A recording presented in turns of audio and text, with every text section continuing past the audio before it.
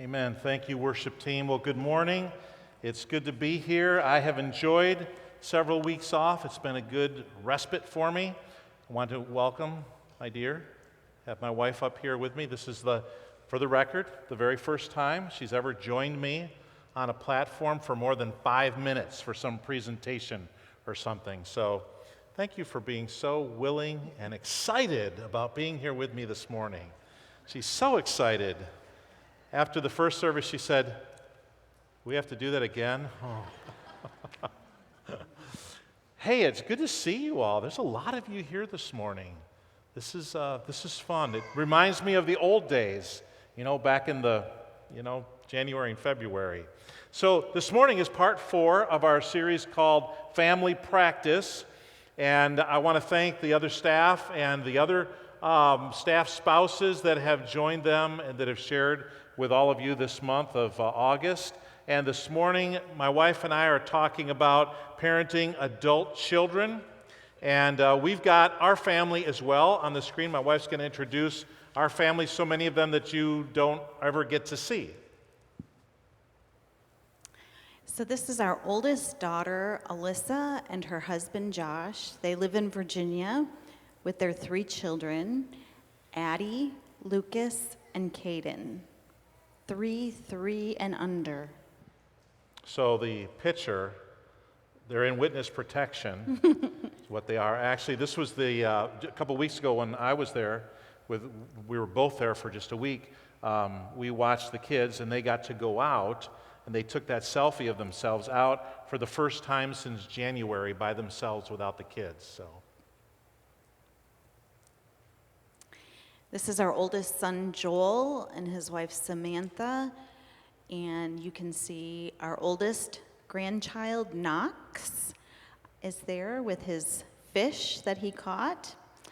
And Kyla.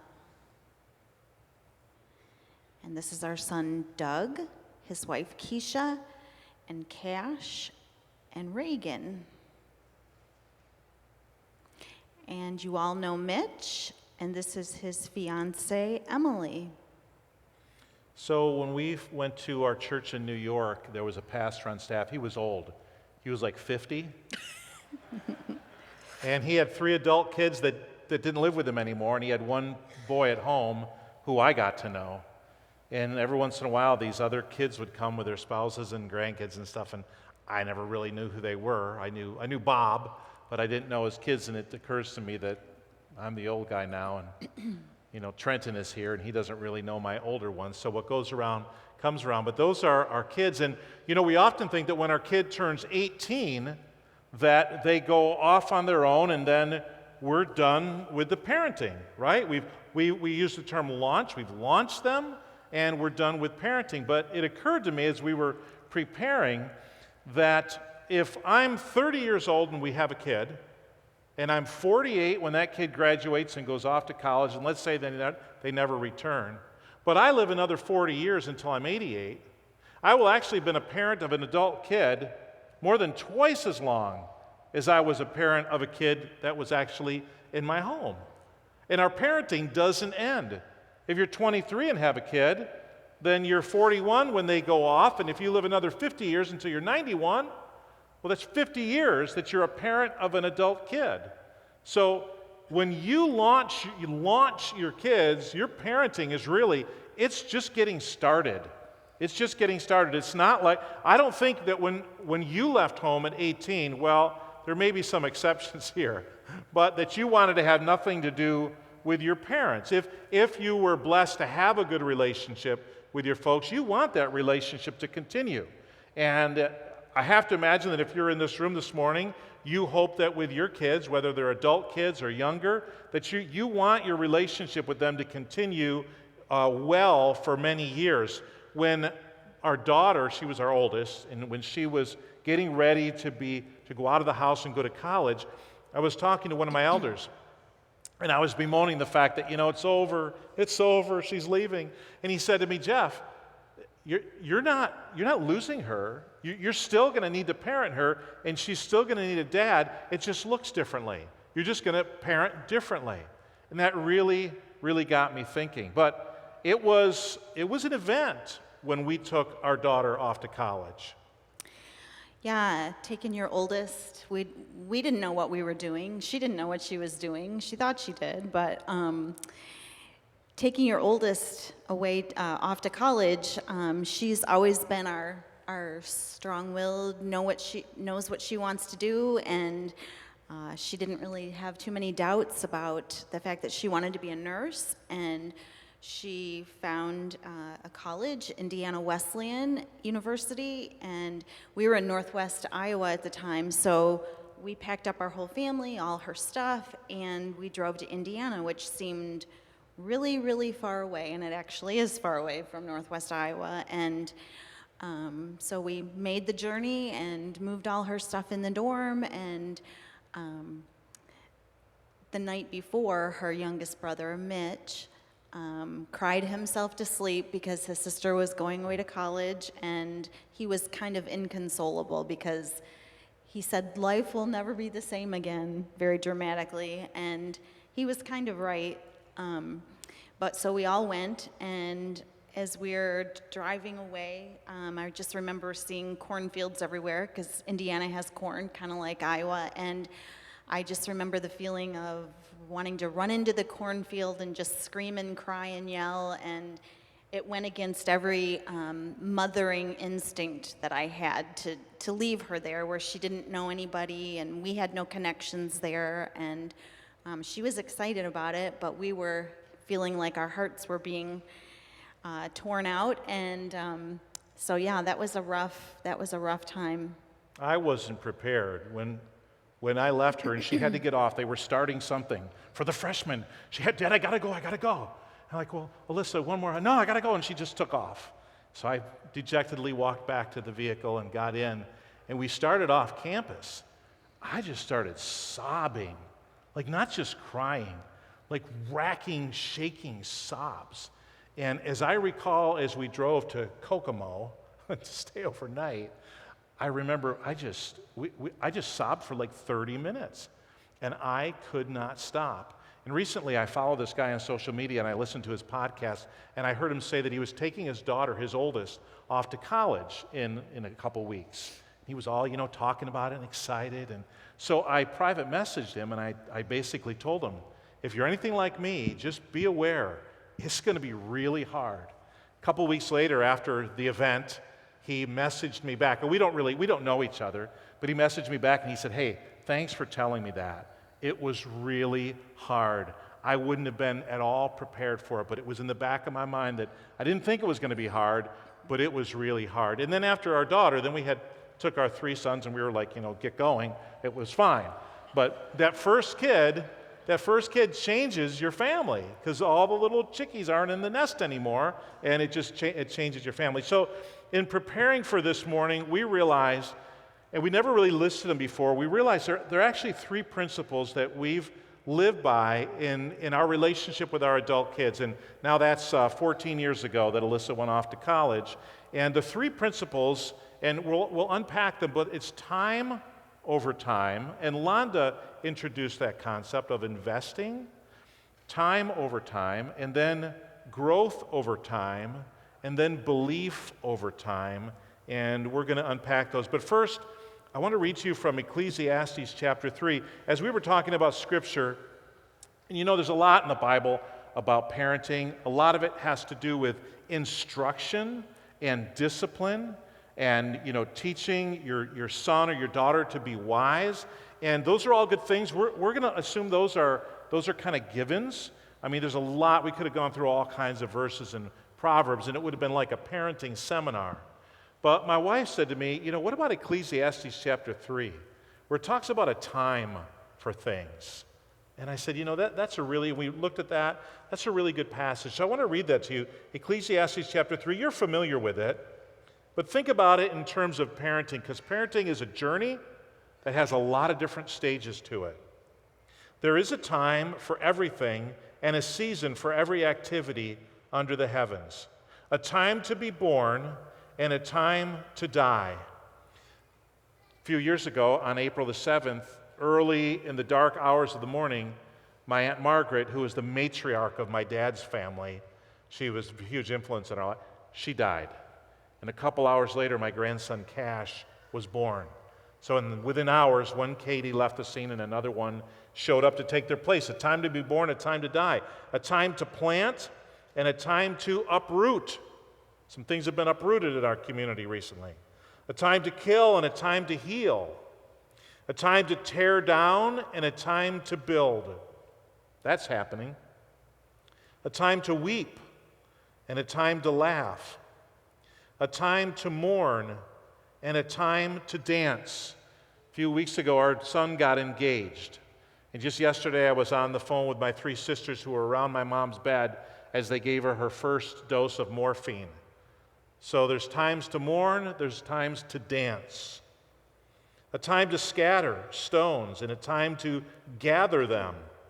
A time to embrace and a time to refrain from embracing. A time to search and a time to give up searching. A time to keep and a time to throw away. A time to tear and a time to mend. A time to be silent and a time to speak up. A time to love and a time to hate. A time for war and a time for peace. That fits with parenting. There is a time for everything and a season for every activity under the heavens. You know, there are all kinds of different times in parenting. And those of you who have been parents for a long time, in your mind's eye in just seconds, you can see all these snapshots of the day the baby was born. And it was all a promise, you know? And then the poopy diapers, and then the naughtiness and the discipline, and then off to school, and then the proud moments, and then the scary moments, and then the victories, and the injuries, and then the independence and the leaving. And in all of that, there's a lot of times as we parent our kids, a lot of different stages. So this morning we want to talk about these 3 principles, and the first one is time over time. Over time, what my wife and I have decided to do is we've decided to give time to our kids. And time in 2 ways. Number 1, in presence, not E-N-T-S, but E-N-C-E, presence, to be with our kids. And then time number 2, in communication, to talk with our kids, to hear from them and listen, and to share information with them. You know, it's important to be physically present with our kids. God said through the Old Testament, and then Jesus in the New Testament, I will be with you, over and over. And there's a time when your kid doesn't want you to be with them. But then there'll be a time when your kid wants you to be there. So for us to be there is important. So a couple weeks ago, you and I took off and we went to Virginia, and I stayed for a week in the home with the 3 little kids, 900 square feet, single level home. And after a week, I needed to come back. There was things I needed to, or responsibilities in Iowa that I needed to take care of. But my wife stayed in the crazy house for 2 more weeks. 2 more weeks. So we were talking about why you felt it's important, and you've been doing that since Alyssa graduated college and went off on her own.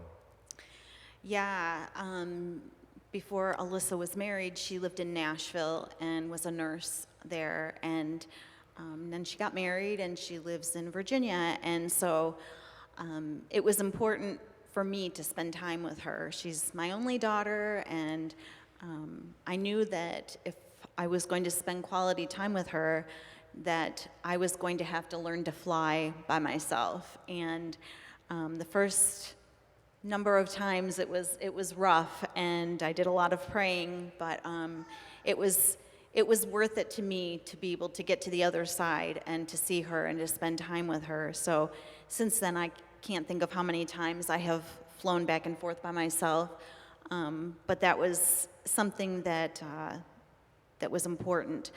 And now this last 3 weeks that I was there with her, she has 3 kids that are 3 years old and under, and some with some special needs. And so I felt like if I was going to go and be there, I wanted it to count. And I wanted the kids to remember me. I wanted to help.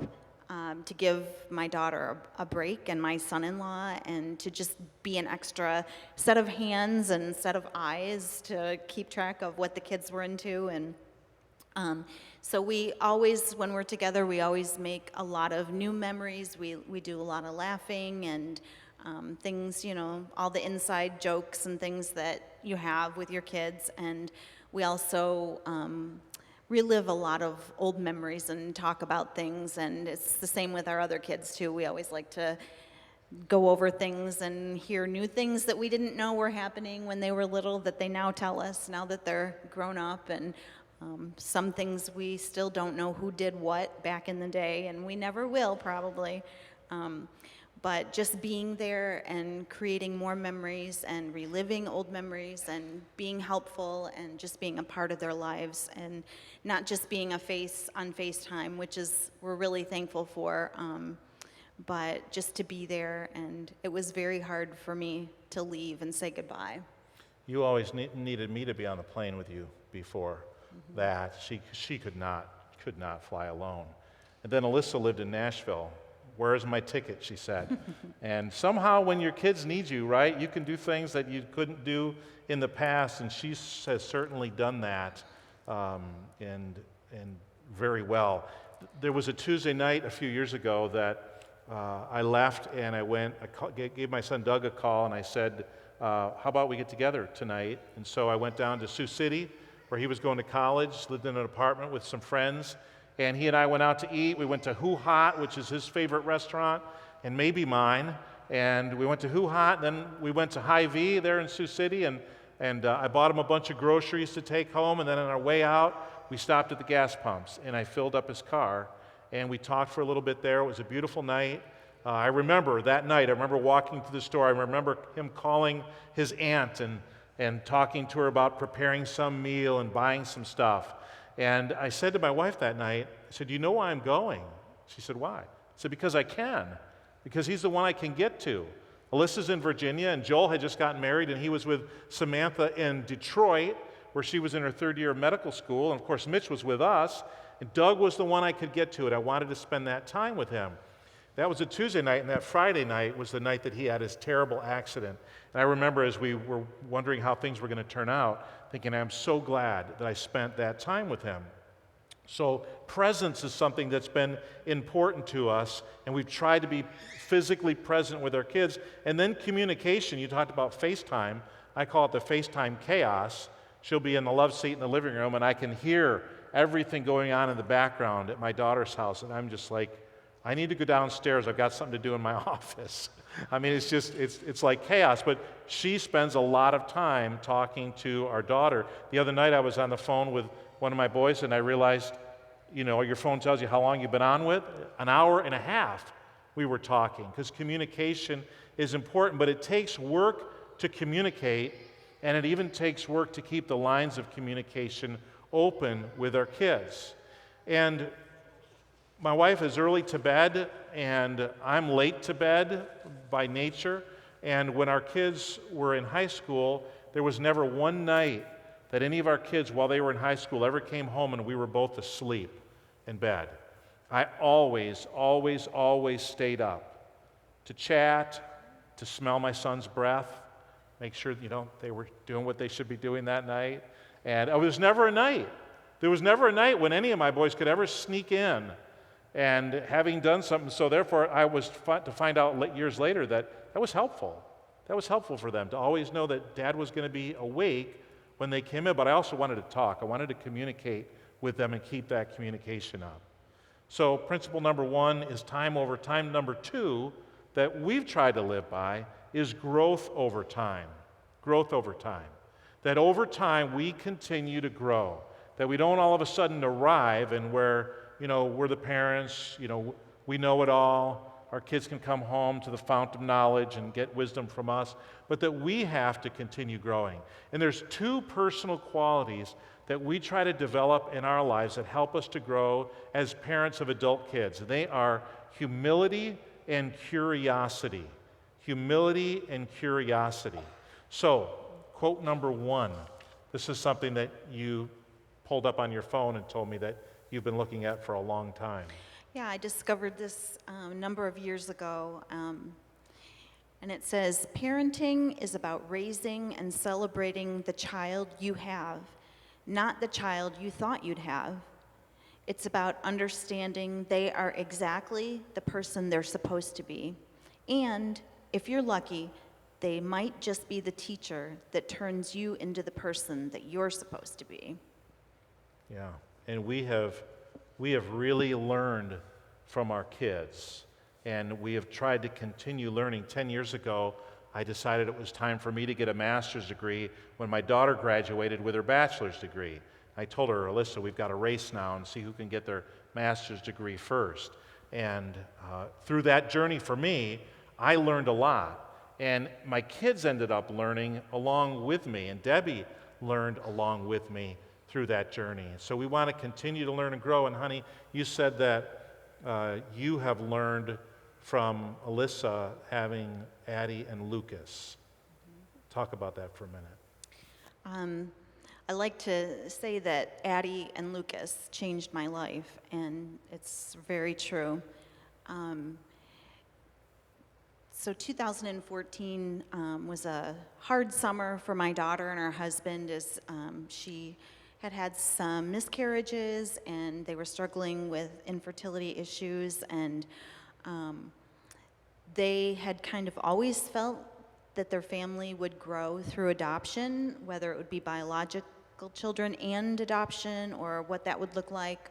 But they started on the journey of the process of wanting to adopt. And none of us knew going into it what a journey that would be. And you can't even describe it to somebody. The places that a journey like that will take you, and it will break your heart, and it's beautiful and wonderful, but it will also break your heart on a lot of different levels. But Lucas and Addie each have their own story that I'm not going to tell because it's their story. But I did meet Addie's birth mom, and she changed my life. I will never, ever forget that. And so for us, Addie and Lucas are, different than we are. They're not Caucasian children. And so now how they changed me is that when I see people in our community, people that you come in contact with who are brown or black people, I see my grandchildren in their faces, and I see their birth families. I see their mom or their dad, their birth mom and dad, or that's who I see. That's how I relate to them. And my compassion has grown, and my heart has changed and enlarged. And so I feel very strongly about a lot of the things that are happening in our world today. And so thankfully, we'll never be the same in a wonderful way because of Addie and Lucas. Yeah, and there's a part of us that when we're challenged in an area, we kind of want to retreat, right, into our safe, this is what I've known, this is how I was raised, this is how I grew up. But when you get exposed to new things with family, it's different. You could have friends that may expose you to something, an idea or whatever, now they're your friend or whatever. But when it's your kid, and then there's a littler kid that says, I'm your grandchild, and they're very different from you, and they have a different story, you have to open your heart and feel that and understand that and do something with that. So for us, if I were to use the term, I did this in the first service, if I were to say the term Black Lives Matter to you, what does that bring up inside of you? Right? How do you feel? So for us, we think differently about that term. And if Addie was never there and Lucas was never there, I don't know how we would feel. I'd like to think we feel the same as we do now. But unfortunately, there's this organization that's kind of co-opted that term, and it causes people to think certain things when they hear it, and all this stuff gets thrown up, right? when we sang for years when we were kids, many of us did when we were younger, red and yellow, black and white, they are precious in his sight. That was fine. We like that. So a group of people that feel oppressed, that are oppressed, and that sense that, they feel like they're overlooked, they say, hey, we matter. Oh, yeah, no, everybody matters. Yeah, but we matter. Oh, everybody matters. You got to say everybody matters. You can't say you matter. It hits us differently because our daughter is raising a little black girl and she's raising a little Hispanic boy. She's got to teach them. What does it mean? She doesn't want them to be white like her and her husband, their father. She wants Eddie to be a little black girl. She wants Lucas to be a little Hispanic boy. She wants them to be proud of their heritage and connect with that. Through all this struggle that they've gone through, we learn from that, and we become more empathetic toward people. And our view of things kind of broadens. And it's been really interesting. It's been interesting for us. And it's a journey that we're so glad that we're on. We're glad that we've gone on this journey with them. And then, so the humility to say we don't know it all, we need to continue to learn, and then the curiosity to be curious about the things we don't know and about new ways of looking at and thinking about the world. Because when we're no longer curious, we stagnate, we stall in our development. And if our children are learning and growing, and we're not, there's a degree of separation that occurs. You know, that you remember maybe with your parents. I don't know all of your parents, right? But maybe you would go home when you were a young adult. And you went home and it's like, you know, for me, going home was like stepping back into the 70s and 80s. It never changed. Often it was a lot the same. And I was learning and growing and changing, but you'd go home and everything would kind of be the same. But what if when you go home to your parents, they're learning and growing too? They want to know what you're learning. They want to learn new things. They're curious about life. And they want to join you on that journey. And we can do that. And I'm so glad, again, 10 years ago, I decided to get another degree because it exposed me to new people, new relationships, new places, new things, new ideas. And then I was able to take God's Word and take everything I had thought and heard before and then take some new things and through the grid of God's Word say, okay, where am I at in this area of truth with God's Word as my guide? And I've had a lot of growth. So we want to have time over time, and over time we want to continue to grow. And then the third principle is belief over time. And that's not so much belief in God the Father, Son, and Holy Spirit. That's somewhat a given, okay? That's a given in our context of what we're talking about. But belief in two other ways. Belief in them, belief in our kids, and belief in the fact that we still, even though our kids are adults, we can make an impact in their lives as parents. So belief in them that even if they fail or do things differently than us, God is still involved in their growth and development. And they're adults who are going to be successful. And sometimes it's hard to believe when your kids take different twists and turns, right? You're scared. You're like you want them to turn out well. And it's scary and it's hard to believe sometimes. But we've always tried to have that belief in our kids. And you talk about a time when you were in a prayer group when our kids weren't always successful at everything that they were doing. Yeah, when our kids were younger, I was in a group with other moms, and the purpose was to get together and pray for your children. And I discovered in the climate in that group was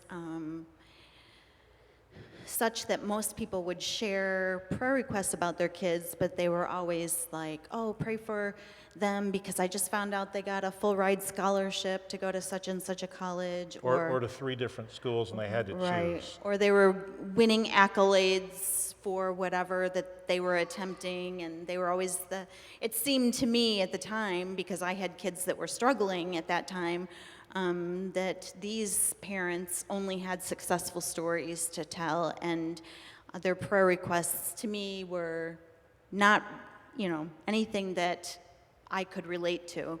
And so it hurt my heart to go and to have kids that were struggling, and I felt like I couldn't share it in that kind of a climate. So ultimately, I felt like it was best for me to just pull away from there and to just have my own time of praying for my kids. But through that time, it just kind of strengthened my resolve that my kids didn't have to be like every other kid, and my kids were God's gift to me, and I was the mom for them that I was supposed to be. And in spite of, the struggles that they face, and each one of our 4 kids have had their times in life where things have been hard for them, or they've had a struggle with something, and our kids are not immune to struggle or hurtful things that have happened. You found this quote that you really liked. Yeah, and this was kind of inspirational for me. Children need at least one person in their life who thinks the sun rises and sets on them, someone who delights in their existence and loves them unconditionally. And so yeah, I just found it a hard time, but yet like a clarifying time too, that my kids were who they were, and they weren't someone else's kids, they were my kids, and I needed to walk through those hard times with them. And it continues today with our adult children, and now even with our grandchildren, because we have 3 3-year-old grandchildren, and the 2 little boys I have found really enjoy hearing cautionary tales about things that their dads did when they were little, and it's fun for me to share those times, and their eyes get really big when they hear stories about when Daddy was a little boy like me. So. And as they get older into their teenage years, we have a lot more stories for them. Yes. That we can share, and Yes, it'll be delightful to do that. I'm sure they're excited about that. So she would tell me about this prayer group. And she would say, oh, please pray for my kid because they've got 3 full ride scholarships and they have to decide which one. And it was just things like that over and over and over. And I finally told her, just leave, because it's discouraging. It's discouraging when everything is wonderful, because the truth is, everything's not wonderful. Life is good and bad, right? Life is good and bad. It's not just good. It's good and bad. It's fun and it's hard at the same time. You have successes, but you have failures. And to pretend otherwise is really a lie. It's really a lie. And for us, we've been through so much with our kids, and our kids have had, as kids go, they've been good kids, but every one of our 4 kids have gone through a lot of suffering. In their own way, in their own lives, they've gone through a lot of suffering. And if you're a teenager or a college student here, you're going through suffering, you can join our family, because not one of my kids has not suffered greatly. And as parents, we just have to walk through that with them, right? But your family isn't a failure just because your kid suffers or there's hardship. But for us to believe in them, belief over time, you're going to get through it, you're okay, you're going to get through it, you can handle it, your response is more important than what happened, and how you overcome is more important than what happened to you. That belief over time is really important. And secondly, our belief in our ability to make an impact in their lives, even though they don't need us in the same way anymore. They don't need us in the same way. But we can still have an impact. In every one of our churches, Debbie and I were talking, that we've been in, there's been one couple in particular that kind of rise head and shoulders above all the others, that have kind of been models for us in how to be a parent or how to be grandparents, that have and every one of them were very real. And they've struggled and they've suffered. They've had loss. Remember one of them, their daughter got divorced. and they had to watch their grandkids go through that. You know, another one, the guy lost his job. One of his kids lost their job, and that was difficult. And just the hardest things, sickness or somewhat of a disaster with grandkids. And we watched those couples go through it in really great ways, and that really helped us. You talked about believing in our kids and affirming that belief in them. It's easy for us to tell our kids what they do wrong. It is harder for us, and especially when our kids are adults then, to affirm our belief in them. So something that I've tried to do over the years is when I see something in someone that you admire or that you think they're doing a good job is, don't just keep it inside, but tell them. If you see something, say something. And sometimes even complete strangers, But with my kids, I've been purposeful to try and, tell them when I see them doing a good job with something in their lives, and whether it's a text or in person or over the phone or whatever.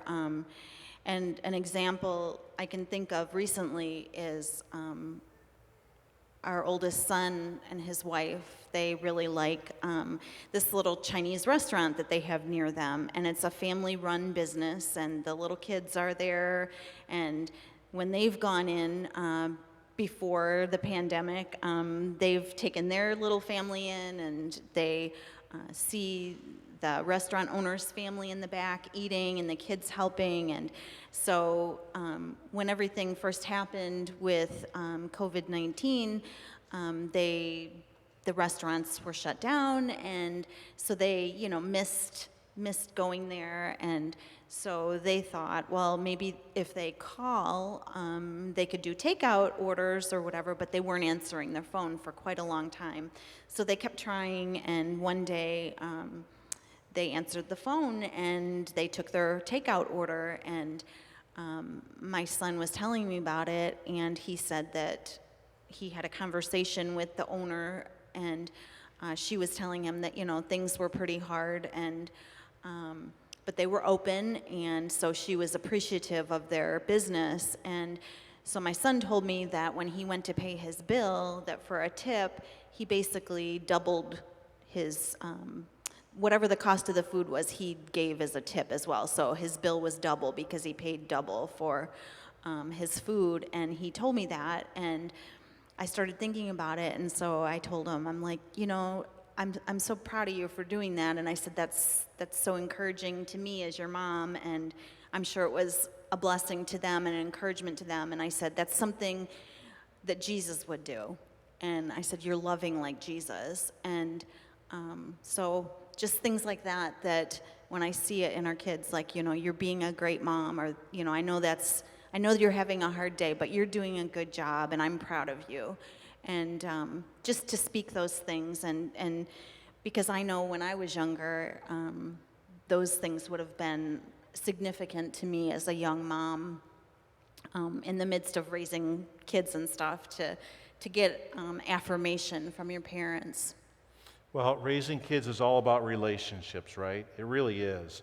It's not about who's right and who's wrong and who's in control. And I looked a little bit about parenting adult kids online and different resources and stuff, and I saw several that were, if your adult kid is in your home, how much authority do you have over them? And I just think that's one way to look at it, but it's not very helpful, because your kid wants to know, are they respected? Do you like them? Are you proud of them? Do you care about what they think? Do you want to listen to them when they talk? Do you think they're making good choices? Do you want to spend time with them? They want to know, are you invested in their lives? So it's all about relationships. So how about you? We shared 3 principles. How about you with your time with your kids? Time is something we can't get more of. And then how about your growth? Are you giving yourself opportunity and putting yourself in places to grow along with your kids so that they can have you join them on their growth journey? And they don't feel like when they're talking about growing and learning and they're curious that they have to talk to other people besides their parents about it. And then do you need to reaffirm your belief in either them, because maybe they've made some choices that weren't so helpful, and all of our kids have made unhelpful choices at different times? Or is it you need to reaffirm your belief in yourself that you can have an impact on your kids' lives, even though you're older and they're older? So maybe some of those things would speak to you. We're thankful. We're thankful for our kids and our grandkids. And we also know drama lies ahead, right? For us in our lives or in their lives, there's going to be drama. There's going to be good and bad. But God is with us, walking with us through it all. Let's pray together. Father, thank you. Thank you for our kids, for our grandkids. Thank you, Lord, for your word and the principles and the teaching, the encouragement. And God, there is a time for everything, and help us to show up in the lives of our kids at just the right time. And God, I pray for those parents here this morning. I pray for all of you here this morning, God, that you would speak to each parent where they're at. What time is it, Lord, in their lives? What time is it in the life of their kid? And how do they need to lean into their relationship with their kids and to be Jesus to their kids and to be the parent, Lord, that you're calling them to be in this moment? Help us, God, as we parent our adult kids to do it with wisdom, with grace, and with love. We thank you, Lord, in Jesus' name. Amen.